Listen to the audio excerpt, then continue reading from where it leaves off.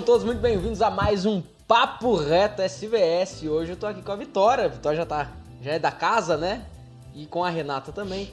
Vitória, eu queria já começar aqui te pedindo como que faz pra ser um tripé em um quadro. Para mais informações, entre em contato comigo. Link da bio, arrasta pra cima. Brincadeira, pai. Pode se apresentar aí, falar tudo bem, tudo certo? Tudo bem. Sou a Vitória, então apareço bastante por Esposa aqui, do Éder, né? você nunca falou que você é esposa do Éder. Sou esposa do Éder. E é isso aí.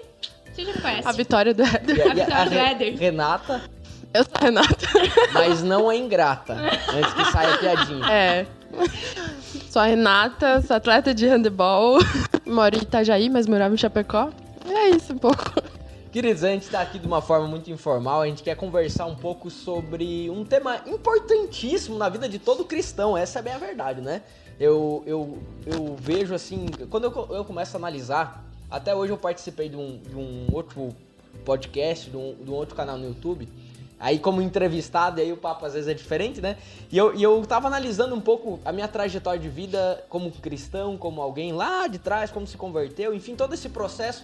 E eu vejo como ao longo dos dias, ao longo da nossa jornada, é uma jornada de você saber o que Deus tem pra sua vida, mas não simplesmente saber, né?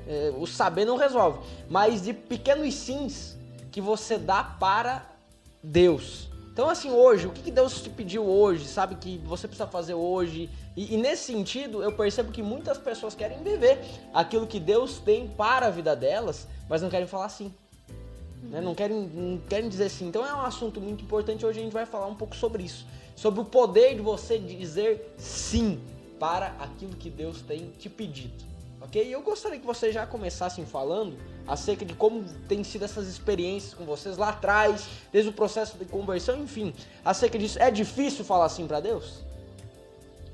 Olha, eu acho que não é difícil falar assim pra Deus. Porque eu acho que quando você entende quem Deus é, eu acho que é automático isso. Na minha vida, pelo menos, foi uma coisa automática, sabe? Cara, eu entendi quem Deus é, eu não posso ficar parada. Não posso guardar isso pra mim. Eu recebi algo.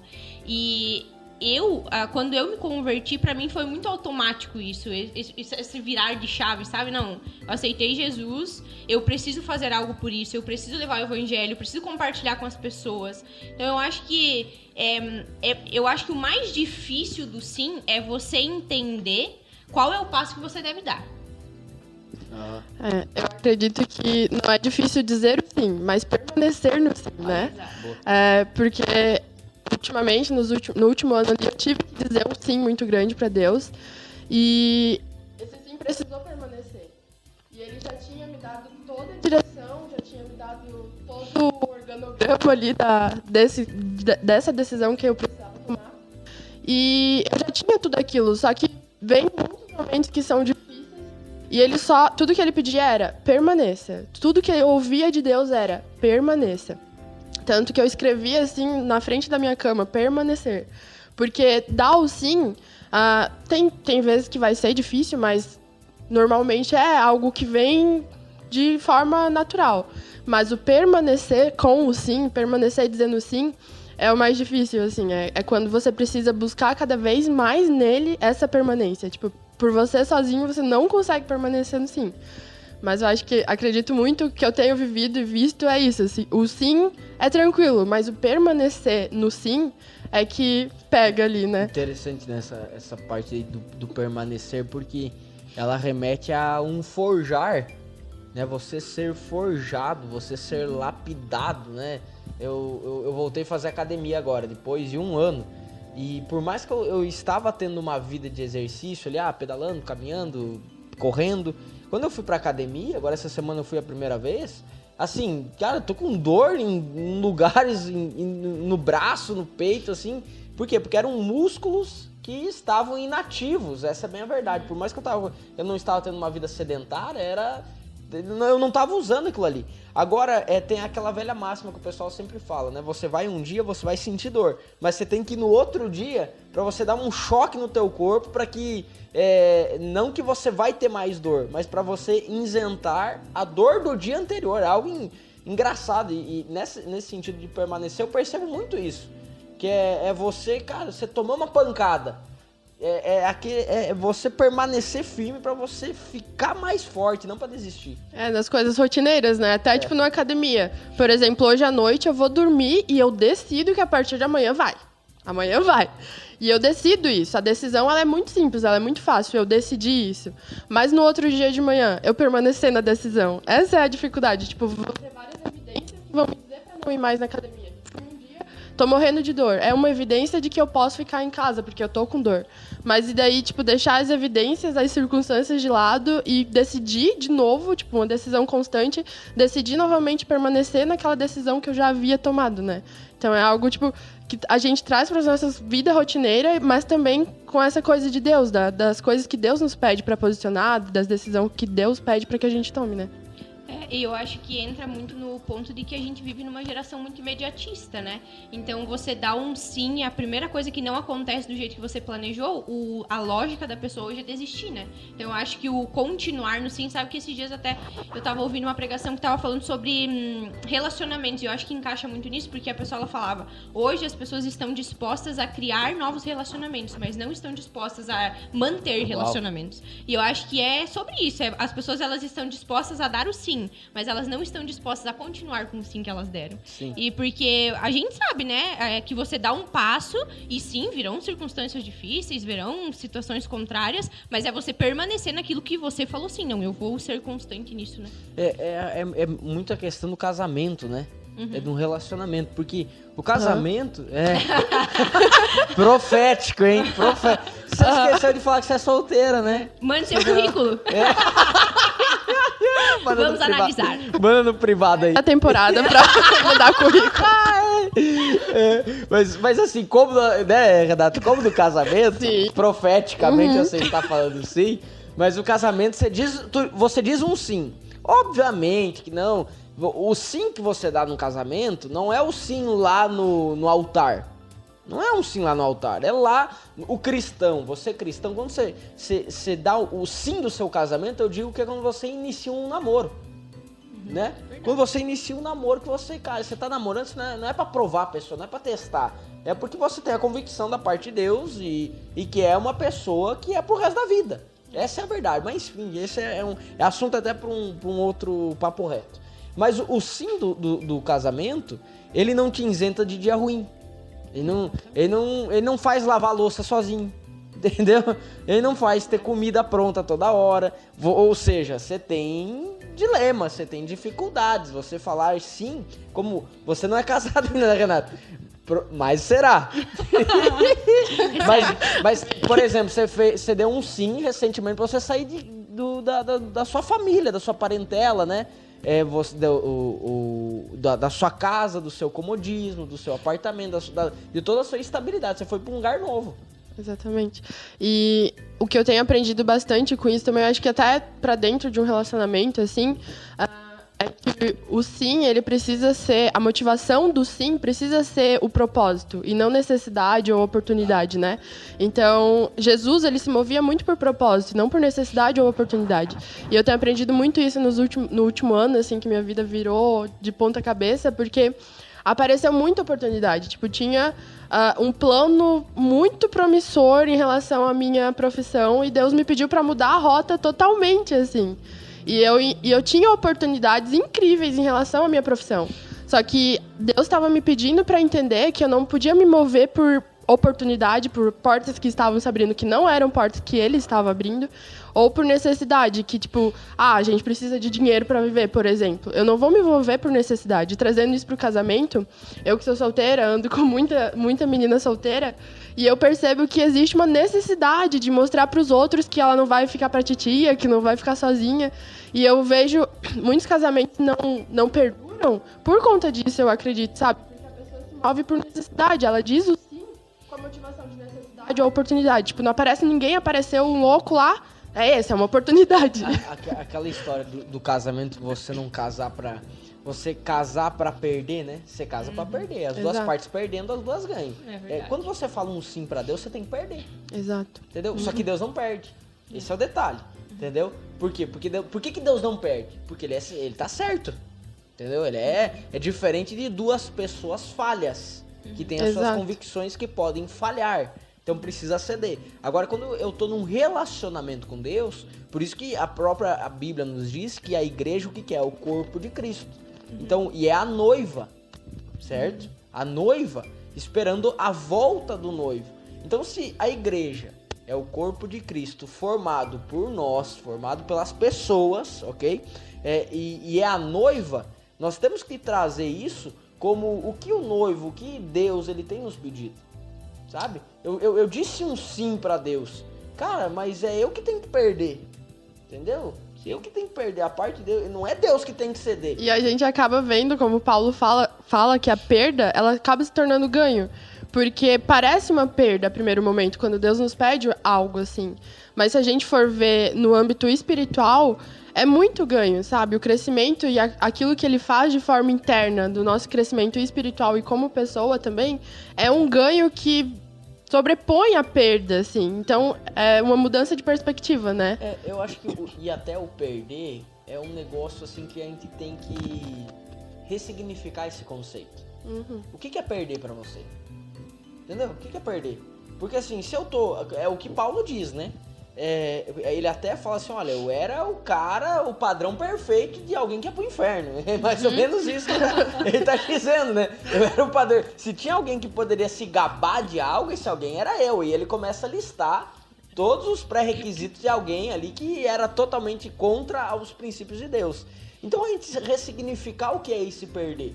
Né? Porque às vezes você falar não para uma oportunidade que todo mundo falaria assim, fala, cara, eu tô perdendo perante talvez meus amigos, eu tô perdendo perante talvez pessoas que me amem, porque a forma com que elas têm de parâmetro de certo não é aquilo que eu entendi em Deus. Sabe? Cara, eu entendi em Deus o que Deus tem pra minha vida, então, cara, eu tô diante de uma decisão deles, eu estou perdendo, mas diante de uma decisão minha, pautado naquilo que Deus tem pra minha vida, pautado no sim que eu dei pra minha vida, eu tô ganhando. Entendeu? Então, é ressignificar isso. Eu percebo assim, eu sou uma pessoa que eu gosto de ler muito. Só que a minha leitura, ela saiu do hobby. A minha leitura agora ela é ligada diretamente à minha produtividade. Então eu preciso ler para entregar algo melhor para as pessoas que estão me acompanhando, seja no pastoreio, seja você no canal, seja no meu Instagram, seja num café que eu tomo. Então a minha leitura não é mais hobby, a minha leitura ela é necessidade. Então antes, o que eu tinha o pensamento?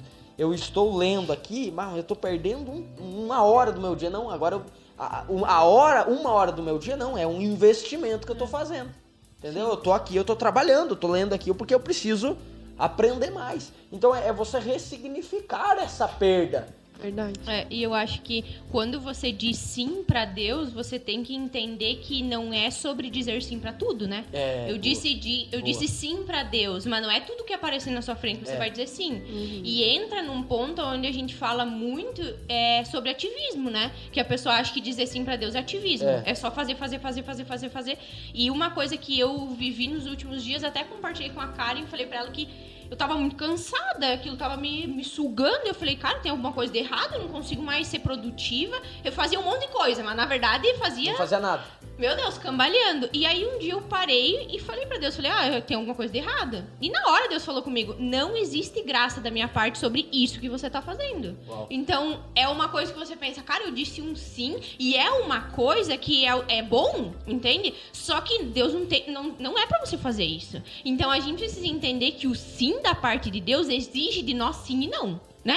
Então é a gente entender que não é sobre... As pessoas, elas vêm muito nesse negócio de eu vou dizer um sim pra Deus, eu preciso me mover, e sim, precisa, só que não é sobre você aceitar tudo que as pessoas te dão de proposta pra fazer. É você entender se é Deus pedindo. Exatamente. Acho que o grande desafio de um bom sim é você entender pra quem você vai dar. E entra naquilo que o Lucas estava falando, que muitas vezes um não para outras coisas é consequentemente um sim para Deus, né? Que tem a importância da gente ter esse relacionamento, de conseguir distinguir a voz de Deus em meio a tantas outras, porque a minha oportunidade. Tinha muita gente falando, tu tá louca? Vai desistir disso? Tipo, se eu... Tinha acabado de mobiliar o apartamento. Sim, o apartamento do jeito que eu quero. Eu sempre fui atleta, dividindo banheiro a vida toda, tinha meu banheiro. Eu tinha minha casa. E eu precisei... E foi uma época, assim, que eu fiquei muito confusa, porque tava todo mundo dizendo, cara, tu tá louca? Tu só pode estar louca. E não, eu sabia a forma que Deus estava me pedindo aquilo, sabe? E é muito isso que a Vi falou, que daí as pessoas olham de fora e elas pensam, nossa, mas Deus então é um Deus ruim, porque tá pedindo tudo isso. E, cara, não é, porque a gente só vê o que tá na nossa frente. Deus, ele sabe do que tá aqui, do que tá no meio, do que tá no final. Então, se ele tá te pedindo, é porque ele sabe do que ele tá te pedindo, né? E é muito isso de não é só fazer. Deus, ele não deseja que a gente faça pra ele, mas que a gente faça com ele. Existe uma diferença muito grande nisso, porque é entender que eu tô indo, mas ele tá indo comigo. E aquele que me pediu pra ir aqui no começo vai estar comigo na caminhada até o final, sabe? E eu tive uma experiência bem forte com isso. Logo que eu cheguei em Itajaí, e eu vi uma menina assim, eu tava ali com Deus e parecia que não ia, sabe? Parecia que eu não conseguia sentir ele. E eu comecei a pedir, Deus, o que tá acontecendo? E eu tava em um ambiente em que parecia pesado, ninguém conseguia adorar. E aí eu tava com o olho fechado e eu só ouvi o Espírito Santo falando, abre o teu olho. E eu abri o meu olho e tinha uma menina no púlpito, assim, que era da dança. E ela tava chorando muito, e ela tava debruçada, assim. E eu falei, tá, Jesus, o que o senhor quer me falar com isso?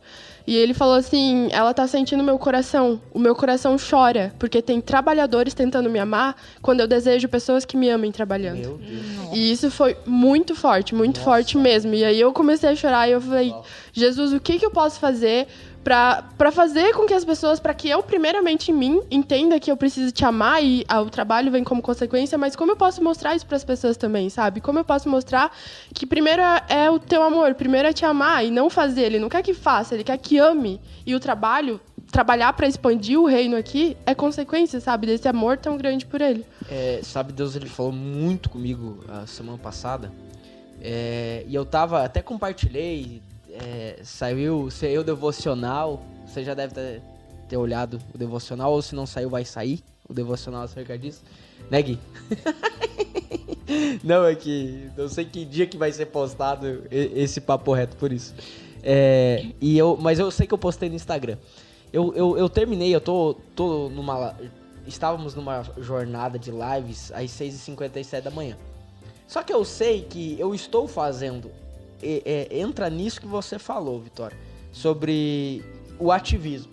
Mas eu sei que eu tô fazendo às 6h57 não é por um ativismo. Eu sei que eu me enfiei nesse negócio por um sim de Deus na minha vida. Eu sei que é Deus nisso, ponto. Só que eu tornei um ativismo no seguinte sentido, de assim, na correria, né? Colocar como um fardo, colocar como algo a mais. Nossa, mas amanhã 6h57, então eu tenho que acordar mais cedo, eu tenho que preparar, porque não é só ligar o celular, tem que preparar uma palavra todo dia, você tem que acordar mais cedo, você tem que... Não é só ligar ali, vamos embora, um robô ali na frente. Não, tem mais do que 20 minutos que eu fico ali.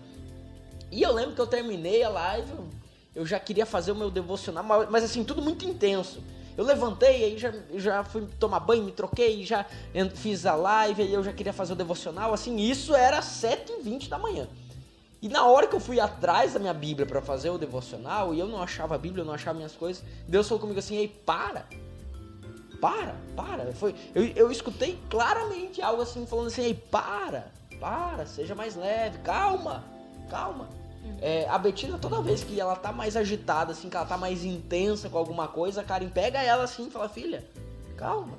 Desacelera. Respira, assim, calma, respira. Aí ela pega e começa a respirar. É engraçado. Então, é uma técnica que a Karen faz com ela pra que ela, de fato, assim, ei, calma. E Deus fez isso comigo naquela manhã. Ele falou assim, calma, você tá muito assim, tá muito afoito, muito assim, uau, e nesse sentido, ao longo do dia depois, eu refletindo sobre aquilo, sabe, refletindo de fato, cara, eu tô muito acelerado, não em acelerado em estar fazendo coisas que não era pra eu estar fazendo, mas eu tô tornando aquilo que eu disse sim, um peso, tô tornando aquilo que eu disse sim, um fardo. Aí Deus falou comigo, olha, Jesus diz, se tá pesado o teu fardo, traga e troca comigo, porque o meu fardo é leve. Então, nesse sentido, cara, se tá pesado, é porque eu disse sim pra algo ao longo do meu dia, talvez, que não era pra eu estar. Que tá atrapalhando no meu sim pra Deus. Sabe? Então, entender que, opa, peraí, será que eu falei sim pra Deus? Ou será que eu falei sim pra algo que eu queria?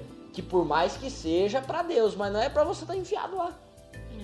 Era o sim pra Deus de uma outra pessoa. E não o seu. Sabe? Então, ter esse senso que, cara, peraí, eu preciso andar debaixo disso, porque a vontade de Deus, ela é boa, ela é perfeita e ela é agradável. Então, se não tem gerado isso, eu tenho que pensar algumas coisas, eu tenho que levar um pouco mais leve a minha vida, né? Mais intencional nesse sentido. Sabe que agora o que eu estava falando, e eu lembrei daquela passagem onde José e Maria esquecem Jesus, né? E como é normal no nosso dia a gente dizer sim, caminhar, chegar lá na frente e deixar Jesus lá atrás. Verdade. E tipo, como a Rê fala, não é sobre você fazer as coisas para Deus, é você fazer as coisas com Deus, é você fazer as coisas com muito forte Jesus. Isso. É muito simples, mas é muito forte, a gente esquece. A gente esquece porque, e assim, eu falo que tenho conversado com muitas pessoas e naquele dilema de visibilidade, né? A gente fala, as pessoas, elas acabam se perdendo muito nisso, sabe? Deus, ele tem me confrontado muito que a gente precisa ser a mesma pessoa no secreto e no público. A gente precisa ser a mesma pessoa, porque se eu disse um sim pra ele, eu preciso ser quem eu sou no público, quem eu sou com ele no secreto. E é sobre isso, eu ser alguém pra eu fazer com Jesus. Não só simplesmente fazer por fazer, não, vou fazer, eu tenho que fazer, vou caminhar. Tá, isso me remete muito a Lucas 10, quando Jesus envia os 72 e eles chegam assim, falando pra Jesus, ao nosso comando os demônios saíram do corpo de pessoas, ao nosso comando doenças foram curadas. E Jesus, eu adoro que ele é muito manso, mas ele é muito direto, né? E ele fala, não fiquem felizes porque pelo seu comando demônios saem, pelo seu comando doenças são curadas, mas porque o nome de vocês está escrito nos céus. E existe essa diferença, tipo, eu posso, porque também ele fala, né? Muitos chegarão e dirão, em seu nome fiz tal coisa, em seu nome fiz tal coisa. E Deus vai falar, cara, eu não te conheço. Porque é muito isso, é fazer, e daí chega no final do dia, fiz, mas não tirei um tempo com Jesus, tipo, não falei com ele, sabe? E me remete também a passagem de quando os discípulos vão expulsar um demônio e o demônio fala assim, quem são vocês? Jesus eu conheço, Paulo eu conheço, mas e vocês? E é muito isso, é ter o teu nome escrito nos céus e também conhecido no inferno, sabe? Porque você cria um relacionamento com Deus e você agride o inferno, você é uma tremenda, como que fala? Ameaça pro inferno. Então ele vai ficar tentando fazer com que a gente desista do nosso sim, não permaneça no sim, só que o céu também tá ali, Deus tá sempre ali torcendo pra gente, fazendo com que a gente permaneça, porque ele nos conhece. Então é muito importante por conta disso, tipo, a gente pode fazer muita coisa no nome de Jesus, porque é o nome de Jesus que tem poder, não é a gente. Mas e o tempo que eu tiro com ele? E o meu relacionamento com ele? A intimidade que eu tenho com ele? É isso que verdadeiramente conta. Tipo, o poder nunca vai ser nosso. Sabe que nós somos ex-atletas, né? Eu não. Tem uma atleta aqui. Você já é veterana, né, Renato? Eu até tentei 6, mas Deus não deixou. Mas sabe que eu vejo que o esporte, ele me gerou algo. Ele gerou uma perseverança. E uma gana, assim, de você ser intenso, sabe? Ser intenso. É você ser radical mesmo, não ter plano B. Aquilo que você falou no começo. É você levar aquilo, vamos pra cima, você tá entrando numa guerra, sabe? Então, eu acho que isso, às vezes, falta pras pessoas, né? Você dizer sim pra Deus e, cara, não existe plano B. Não existe a possibilidade de voltar atrás, não existe, assim, a outra coisa. Não existe, sabe? Você levar isso e acaba que... Eu digo por mim, às vezes eu sou até chato, às vezes eu sou até... Porque eu levo o nível de seriedade lá em cima e se as pessoas que estão comigo, estão próximas a mim, não estão tão sérias quanto eu nessa situação, eu olho e falo, essa pessoa é frouxa, a pessoa é mole. Hoje eu aprendi a lidar, hoje eu sei, cada um tem o seu tempo e, enfim, a sua cultura, a sua trajetória.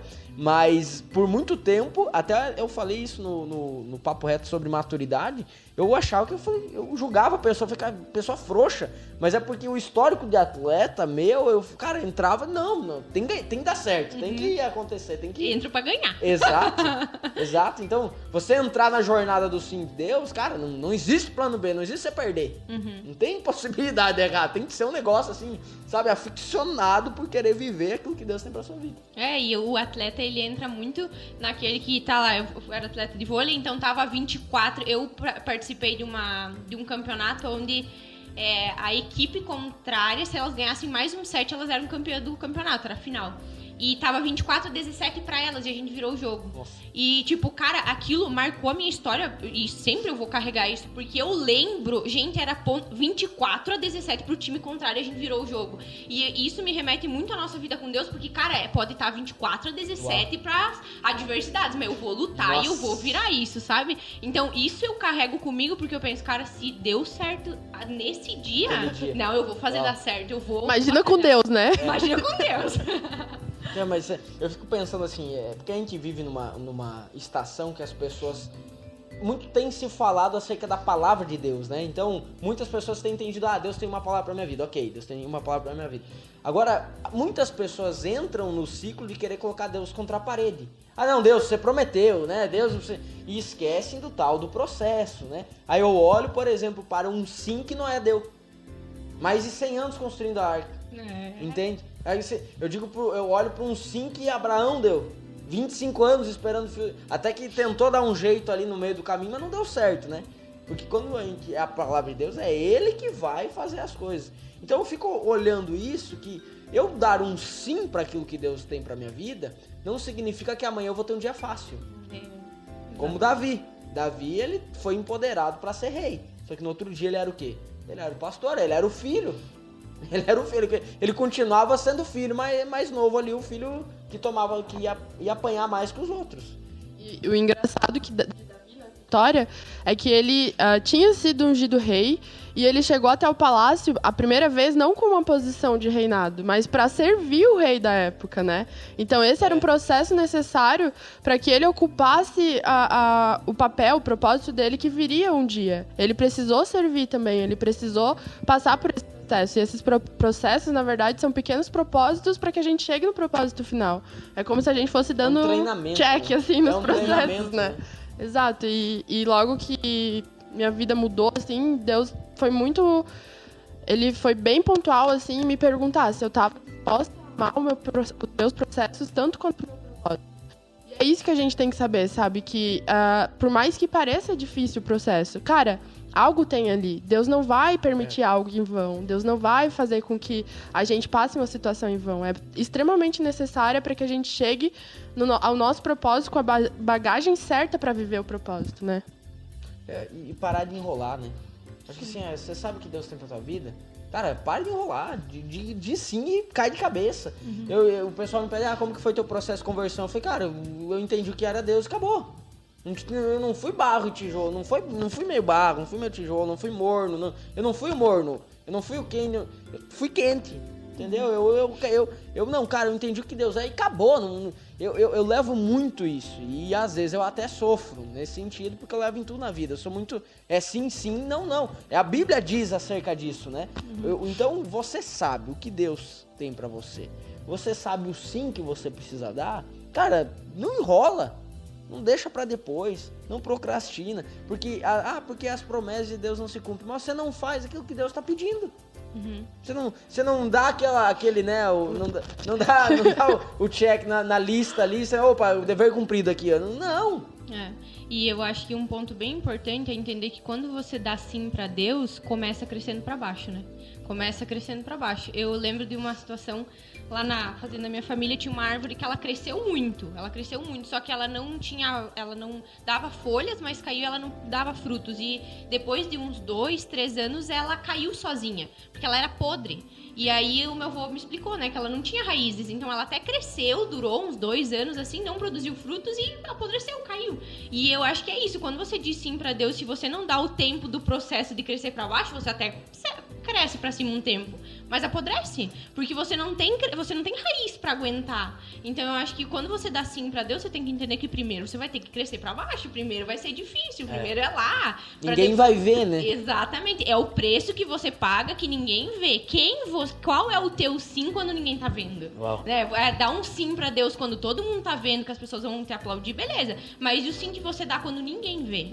E é honrar, né, o processo, porque muita coisa parece muito difícil no momento que a gente toma a decisão, mas depois acaba parecendo algo fútil. Vou dar um exemplo que é bem fútil, mas vou aproveitar que a Vitória tá aqui. No início da nossa conversão, de 10 palavras que a Vitória falava, 11 era palavrão, assim. Nunca ninguém chegou pra gente e falou, você tem... Vamos dá um exemplo aí. E nunca ninguém chegou pra mim e falou, você vai precisar parar de falar palavrão pra você seguir a Deus. Só que Jesus constrangeu a gente, tipo, que aquilo não agradava ele. E aí eu e a Vitória falamos, a gente vai parar de falar palavrão, então. E a gente decidiu isso. E no momento parecia tão difícil, mas era um dos primeiros processos que a gente precisou passar, porque aquilo era algo que nos puxava pra trás. Tipo, não era algo que construía alguma coisa, não era algo construtivo, era algo totalmente destrutivo, inclusive. Só que foi muito engraçado. A gente ficou 40 dias fazendo um propósito pra parar de falar palavrão. Não. 40 dias, gente. E era não foi 4 muito dias. engraçado, gente. Porque... Mas como que fazia? Vinha, vocês travavam? Ou que a gente falava, daí, tipo, eu acho que a gente ficou de dar um soco, não sei, era alguma coisa assim. Era igual aquela brincadeira do Fusca Azul. Tipo, Tomava um tapa no ouvido. tipo, essa caminhada, assim. E eu lembro... O que tá acontecendo? Ficar bravo com a pessoa. Eu lembro que um dia a Vi mandou no grupo do clã, meu Deus, em caixa alta! E daí a gente tinha o negócio, né, do mundo, assim, que falar o nome de Deus em vão é pecado. Desespero. Louca! Eu falei, meu Deus, no grupo do clã. Eu tinha o apagar no WhatsApp. Gente, foi muito engraçado. E a gente tava nessa, só que foi um processo que ali no começo... Hoje pra gente, a gente olha e fala, que besta. Mas no nosso início da caminhada, foi algo que a gente precisou se dedicar pra aquilo. Foi algo que a gente precisou pequenos passos, né? Colocar as nossas forças. E hoje eu olho pra trás, é muito engraçado. Mas eu honro isso, porque foi, querendo ou não, algo que parece fútil, mas pra gente na época foi algo que foi difícil, que a gente precisou fazer um propósito de 40 dias pra abrir mão de algo, sabe? É que é fútil pra alguns, fútil pra vocês até mesmo hoje, pelo nível. Mas na época não era. Pelo nível, né? Mas na época não, extremamente necessário. E eu acho que é esse um erro de muitas pessoas, que elas comparam aquilo que é fútil pra outras, mas pra elas totalmente relevante, que a domina. Só que por ser fútil e não querer expor pra outra pessoa, daqui a pouco pro próprio líder, né? Falar assim, me ajuda nesse sentido, o que você quer? Ela fica aprisionada aquilo que tem impedido ela de romper em Deus. E foi nesses pequenos sims que a gente disse, né? E assim, eu lembro que, cara, pra mim naquela época eu vivia num meio onde todo mundo falava palavrão. Era normal? Então, era normal, cara. Eu lembro que a gente acabava Era anormal tu não falar. A gente ia fazer um propósito quando a gente ficasse 7 dias sem falar palavrão. E a gente chegava, tipo, um dia, falar palavrão. Ia falar palavrão. Então, assim, foi um processo muito difícil que a gente passou. E eu lembro dessa fase. Que eu ia no treino e eu pensava... Daí falava outro porque já tinha falado. Tinha falado palavrão. Mas assim, eu falo que é realmente como a Rê falou, você valorizar, cara, se Deus pediu, você tem que fazer. Não é tipo, não, pro outro não faz sentido. Cara, se Deus pediu, vai lá. E isso foi com certeza uma chave que virou na minha vida. Ter parado de falar palavrão e ter feito 40 dias. Falar, não, Jesus, eu vou fazer isso porque eu sei que isso não faz parte daquilo que faz parte do sim que você me pediu. Então é você honrar aquilo que Deus te pede. E como eu falei, era um sim pra Deus, totalmente pra Deus. Não foram pessoas que chegaram pra gente, até porque a gente cuidava o máximo pra não falar na frente dos outros das igrejas. A gente tinha uma só. Mas não foi um sim que a gente resolveu dar por conta de pessoas, mas porque o Espírito Santo foi nos constrangendo mesmo, assim. Tipo, cara, já não cabe na nova Vitória que eu tô sendo, já não cabe na nova Renata que eu tô sendo isso, entende? E depois disso veio muitas outras coisas. Tipo, na época, eu ouvi aquela música lá, vai ser difícil largar tudo por você. Eu achava que, tipo, o difícil era largar os palavrão. Aí hoje Deus me pediu pra largar apartamento, família. Tipo, agora eu sei o que é realmente. Níveis, né? Níveis. É verdade. É mais engraçado que se você chegou até aqui nos escutando ou nos assistindo, você começa a ter alguns insights aí na sua cabeça, na sua mente, de coisas que parecem... Que você fala assim, olha, mas aquilo lá parecia tão bobo, de tão bobo que eu tô deixando e eu não fiz ainda. Então agora você começa a lembrar novamente, porque é Deus falando assim, aí, é isso aqui, é nesse ponto aqui, é aquele... Como elas falaram acerca do palavrão, aqueles exemplos bobos, é esse exemplo bobo que você precisa dar para as pessoas que te acompanham, para que você possa olhar para trás e ver, opa, pera aí, eu tô andando debaixo daquilo que é o sim que eu dei para Deus. É aquela velha história, né? A gente não tropeça em grandes montanhas, mas em pequenas pedras. Então é pequenas coisas que, gente, pequenas coisas. Hoje eu falava na gravação lá com o Lucas, eu falava, olha, lá atrás, com 16, 17 anos, nós saíamos todo domingo, todo domingo, a 1h da tarde ali da igreja, e nós evangelizamos o bairro inteiro da igreja, de porta em porta. A gente tinha até um uniforme, né? E Testemunho de Jeová tem o terno, a gente era polo branca. Polo branca e calça jeans. Só que a gente fazia isso da 1h, pensa, um domingo do sol rachando, nós saíamos ali, e depois a gente já tinha ensaio, 3 e pouco da tarde, e a gente saía da igreja, era depois do segundo culto do domingo, era 9 e pouco da noite. Então o dia, a tarde inteira e boa parte da noite, nós ficávamos ali na igreja. Só que hoje a gente conversando ali, então nós íamos chamar as pessoas para o culto. Hoje nós vamos abrir um terceiro culto, porque não tem espaço naqueles que nós estamos à frente. Então são sementes que nós plantamos lá atrás que hoje nós colhemos. Então o sim que você dá hoje para Deus, entenda, existe o sim macro, né? O que é esse sim macro? Eu digo sim para o Senhor, ponto. Depois existe o sim, eu digo sim para viver aquilo que Deus tem para minha vida. E depois pequenos sims, pequenas coisinhas, pequenas pedrinhas que você vai tirando do teu caminho, aceitando, tirando, para que você chegue até a grande montanha, que é o grande sim, né? O grande propósito de Deus para sua vida. Eu digo grande propósito, mas é aquilo que às vezes as pessoas vão ver, né? Porque o trajeto aqui já faz parte do propósito. E é lindo você chegar, olhar para trás e olha que legal. Hoje mesmo eu falei, cara, olha, é verdade, a gente ia lá, não tinha parado para pensar nisso, sabe? Não tinha parado para pensar, olha, de um sim que nós nos propomos aquela vez, hoje estamos colhendo grandes coisas. Recordo também de uma vez que a gente tinha primícias na igreja e era assim, era cedo, era 6h da manhã. Nós íamos meia hora antes orar num terreno. Ia lá orar num terreno, que era um terreno bonito perto da igreja ali. A gente ia lá orar no meio do mato. Um dia passou uns caras indo pra igreja lá, e a gente se fez meio assim, não, então aqui indo pra igreja, meio que disfarçou. E recentemente estávamos eu e o Lucas lá no cartório assinando um contrato para a construção da nova igreja.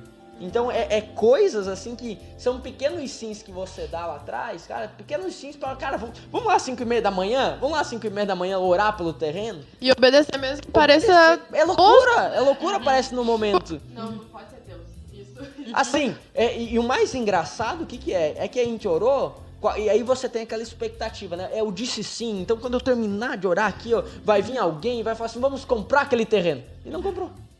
Demorou vários anos para comprar aquele terreno. E não foi aquele, foi um outro, mas demorou vários anos pra gente comprar o terreno da igreja. Então, às vezes, você diz um sim pra Deus, aquilo que eu falei antes, e você acha que é amanhã que vai acontecer. Você acha que não, cara, mas diga sim. Pense assim, é algo que eu levo pra minha vida. Cara, eu tô vivendo aquilo que Deus tem pra mim. Sabe, você terminar um dia, eu tô ativo, eu tô cheio de coisa pra fazer, eu tô todo ativista, mas, cara, eu tô ativista debaixo do sim de Deus? Ou não? Sabe, fazer essa reflexão. E entender que se você está, você pode não estar colhendo ainda, mas uma hora vai dar. E é pensar décadas, né? A Hayashi fala muito isso, pensar décadas e gerações. Se a gente for ver ali em Hebreus 11, na Galeria da Fé, muitas das promessas que Deus deu para os pais da fé ali, para o pai da fé, Abraão, e para outras pessoas também, se cumpriram na próxima geração. Davi, ele queria muito construir um templo. Queria muito, o sonho da vida dele era construir o templo, mas Deus falou, não, vai ser o seu filho. E ele preparou o terreno para que Salomão construísse o templo de uma forma mais fácil, assim, sabe? Então é pensar que talvez o meu passo de obediência hoje facilite a vida da minha próxima geração, a vida dos meus filhos que vão cumprir aquilo, né? Então a gente vive nesse mundo muito imediatista. Mas é pensar décadas, realmente. Parece a coisa mais tosca o que eu tô fazendo agora. Mas Deus sabe que se Ele me pediu isso, é porque lá na frente vai fazer o maior sentido. Você tá asfaltando a rua da próxima geração, da sua próxima geração. Eu sempre digo, eu demorei 17 anos para andar de avião pela primeira vez. Demorei acho que 10, 12 para ver a praia. A Betina, em 3 meses de vida, já tinha viajado de avião e estava na praia. Sabe, é algo normal pra ela, essa é bem a verdade. Às vezes ela acorda e fala, mãe, vamos viajar pra praia hoje? É algo normal. Então, ela tem 3 anos e ela já foi várias vezes pra praia. É uma outra condição que a minha filha tá vendo. A minha filha tem contato com realidades espirituais diferentes que eu tive. Que eu estou tendo hoje com 27 anos. Ela está tendo com 3. Então, os sims que eu estou dando hoje pra Deus é uma rua que eu tô asfaltando pra ela. Pra geração futura. E até com os nossos os filhos espirituais também, né? Que Deus vai nos entregar, assim, aquelas pessoas que Ele nos escolhe para apresentar Ele para aquela pessoa. Eu fui para Itajaí e eu falo que faz 1 ano e meio, assim, que de fato eu entreguei minha vida para Jesus. Eu convertida há 6 anos, mas que de fato, assim, que eu conheci Deus de verdade faz 1 ano e meio, assim, desde depois do imersão, que eu fiz uma oração. E eu fui para Itajaí e tinha uma menina que era específica lá, que Deus já tinha me mostrado ela. E que ela não conhecia, assim, não caminhava com ele. E eu demorei 6 anos para orar por uma pessoa, orar por cura, entregar uma palavra. E quando eu encontrei ela, foi esse Deus que apresentei, porque era o Deus que eu já conhecia, o Deus que queria ser conhecido da maneira que eu estava conhecendo. E eu demorei 6 anos para orar por cura em alguém, e ela em 3 meses tinha orado por cura e tinha visto Deus curar pessoas. E isso é muito doido também, porque eu paro pra pensar, cara, eu demorei 6 anos pra que isso acontecesse, pra que os meus olhos contemplassem Deus agindo dessa forma. E a guria foi lá em 3 meses, contemplou isso, sabe? Então não é só nos nossos filhos carnais, nossos filhos de sangue, no caso, mas também nas pessoas que Deus vai apresentar. Ele deseja que a gente conheça Ele da maneira que Ele deseja ser conhecido, para que a gente apresente Ele da maneira que Ele realmente deseja ser conhecido pelaquela pessoa também, né? É verdade. Meus queridos, eu creio que de alguma forma você foi ministrado, você aprendeu. Hoje o Papo Reto foi muito reflexivo, muito pensativo, muito você se analisar, você olhar para si, para aquilo que Deus ele tem falado ao seu coração, aquele sim que você tem procrastinado, né? Você disse um sim para Deus, só que você não está falando sim para os pequenos sims que você precisa abrir mão, né? Vários sims aí. Então, compartilha esse link se você está nos assistindo pelo YouTube, compartilha com o máximo de pessoas. Fala assim, olha, você precisa escutar isso aqui. E também se você está nos escutando nas plataformas de podcast, você pode compartilhar o link pro pessoal aí. Nos siga nas plataformas, se inscreve aqui no YouTube, deixa o seu joinha e comenta aqui embaixo se você já deu um sim e que causou uma grande revolução na sua vida. Tá bom? Que Deus te abençoe. Até o próximo Papo Reto. Estamos juntos. Obrigado, gente. Vamos pra cima. Valeu. E a Renata tá solteira.